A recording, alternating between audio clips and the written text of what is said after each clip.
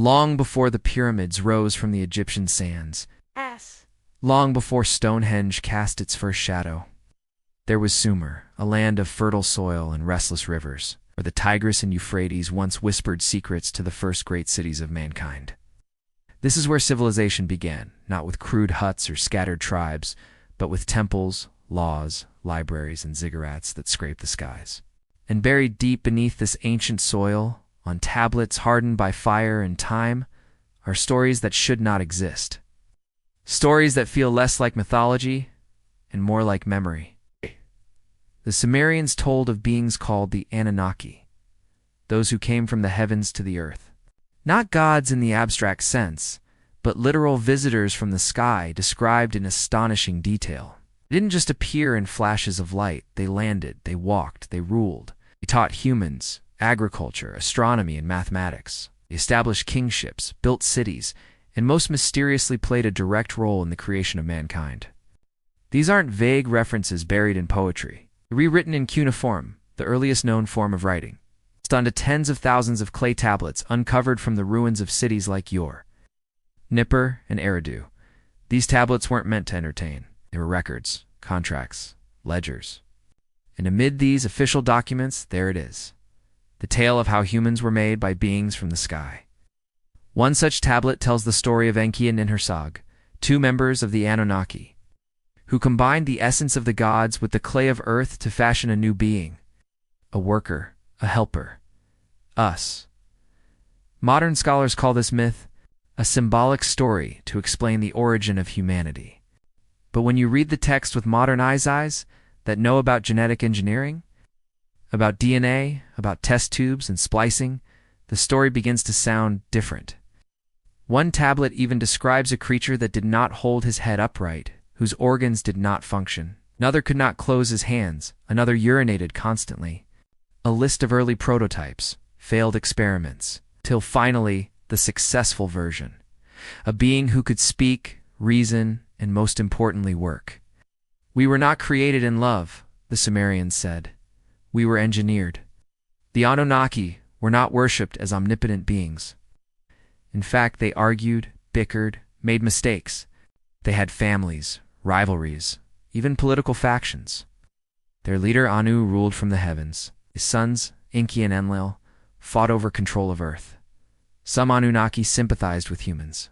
Others saw them as disposable. It reads less like mythology, and more like interstellar politics. But where did they come from? According to the Sumerians, the Anunnaki originated from a planet called Nibiru, mysterious 12th planet in our solar system, described as having an elongated elliptical orbit that only brings it near Earth once every 3,600 years. Modern astronomers scoffed at this for decades until recent years. When talk of a potential planet 9 beyond Neptune began to surface in serious scientific journals, could the Sumerians have known something we forgot? Some believe Nibiru is real, and that its next approach may trigger a new era of change or contact. Others suggest the planet isn't physical at all, but a gateway, a dimension, a base for beings that come and go as they please. One thing is certain. The Sumerians weren't guessing. They knew the solar system accurately. Their tablets depict all the known planets, including ones invisible to the naked eye, centuries before the invention of the telescope. How? Mainstream historians say it's coincidence, artistic imagination. But how do you imagine Uranus and Neptune? How do you describe their positions and orbits with no modern tools? Either they had technology far beyond what we assumed, or they were told. Some say the answer lies beneath the ziggurats, those towering step pyramids that once dominated the Sumerian skyline, structures aligned with stars built to reach the gods. Some believe they weren't just temples, but platforms, launch pads, even for the comings and goings of the Anunnaki. After all, the word ziggurat comes from the Akkadian word zakaru, meaning to rise high. Archaeologists dismiss these ideas. They say the ziggurats were symbolic, ceremonial, spiritual. But if you ask the descendants of the Sumerians, if you ask the myths still whispered in the hills of Iraq and Iran, the answer is different. They will tell you the sky gods were real, that they will return, that we are still theirs. And perhaps, in a way, we are. Because the fingerprints of the Anunnaki don't end with the Sumerians. Their names, their symbols, their stories echo through time. In Egypt, the pharaohs spoke of being descendants of sky beings. In Mesoamerica, the gods came down riding serpents of fire. In India, the beings from the stars fought wars with weapons of light. Always the same themes, the same shapes, same eyes. It's almost as if these weren't isolated visitations, but one grand narrative, fragmented by time, culture, and language. And maybe, just maybe, the Sumerians were the first to write it down. So we are left with clay tablets and burning questions. Were the Anunnaki real? Did they create us? And if they did, why? Did they leave? Or more haunting still, what if they never truly left? Among the stories carved into Sumerian clay tablets, one tale rises above the rest not because it's beautiful, but because it feels eerily familiar. A story of two brothers, two rival gods, whose opposing visions for humanity would ignite a conflict that echoes in every ancient culture. From Babylon to the Bible, their names were Enki and Enlil, sons of Anu, ruler of the Anunnaki. Both were powerful, both were wise, but where one saw potential in mankind, the other saw only a mistake that needed correcting. Enki was the architect of life. It was he who, according to the Sumerian texts, shaped humanity from clay, infused with the divine essence of the Anunnaki.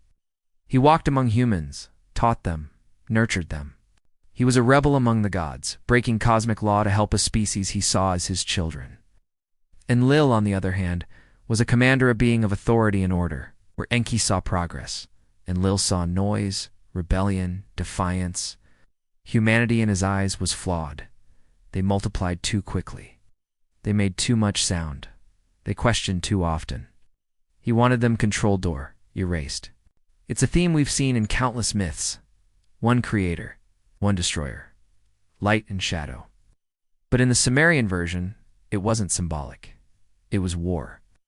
The tension came to a head with a decision that would forever scar the earth, the Great Flood. Long before Noah, before the Ark, before Genesis was written, there was Ziusudra, the Sumerian hero who heard the voice of the gods warning him of a great deluge. That voice wasn't divine thunder, it was Enki, breaking a celestial oath to warn mankind of what was coming. See, Enlil had decided to wipe out the human experiment. The cities were growing. Humans were noisy, chaotic, unpredictable. He convinced the other Anunnaki that the planet needed cleansing. The plan, a flood. Not a storm, not a symbolic rain, but a deliberate act, engineered from above. And so it came. The earth trembled. The skies opened. Waters poured from both above and below. Entire cities vanished. Fields became oceans. Mountains became islands. And just when all seemed lost, a single vessel floated carrying Ziusudra, his family, and the seeds of the future. Sound familiar? The tale of a chosen survivor warned of a flood by a god or angel appears not just in the Bible, but in over 200 flood myths around the world. In India, Manu builds a boat after being warned by a talking fish. In Mesoamerica, a man escapes a great water judgment in a hollow tree. In Greece, Deucalion and Pyrrha survive in a chest. Always the same core story. Always the same divine anger. Always a remnant saved. Could they all be echoes of the same original event? According to some researchers, the flood wasn't just myth, it may have been a real.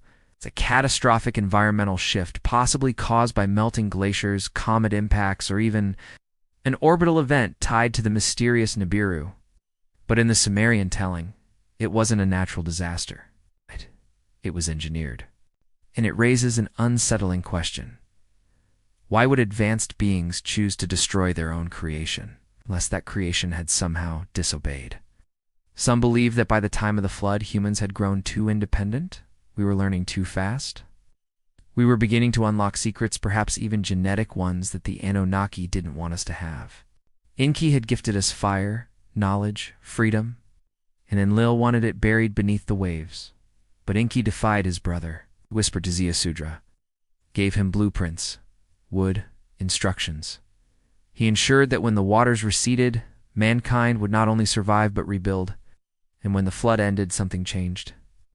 The Anunnaki did not destroy us again. Instead, they distanced themselves. The stories of direct contact became fewer.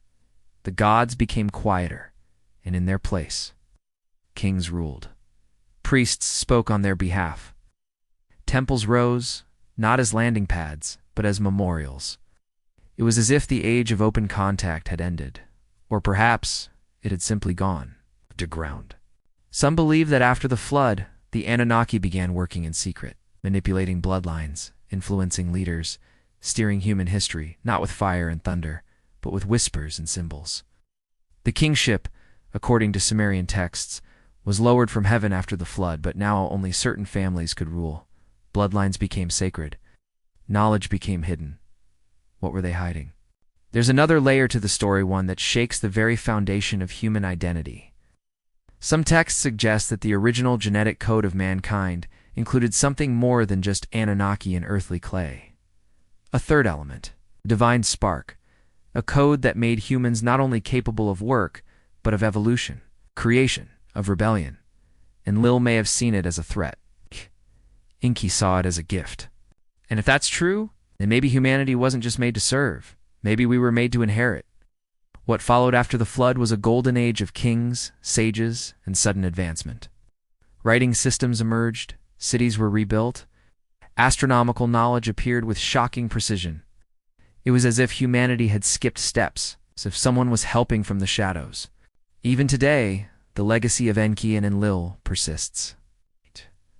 Some see them mirrored in modern religions, one as the tempter, the other as the judge. One giving forbidden knowledge, the other punishing it. One leading us toward freedom, the other demanding obedience. But maybe neither is purely good or evil. Maybe they were simply two sides of a cosmic conflict, each with their own vision for humanity's future.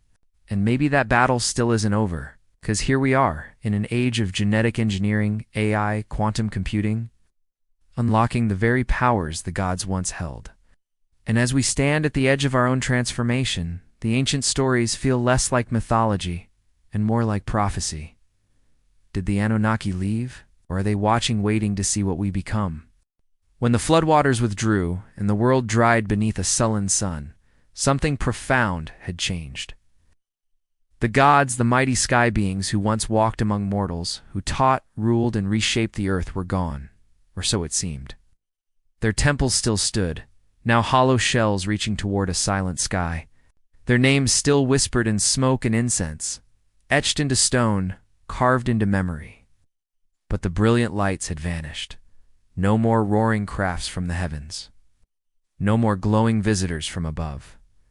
And yet if you listen, if you follow the signs, their presence never truly faded. Because after the flood, humanity didn't just recover, it surged forward.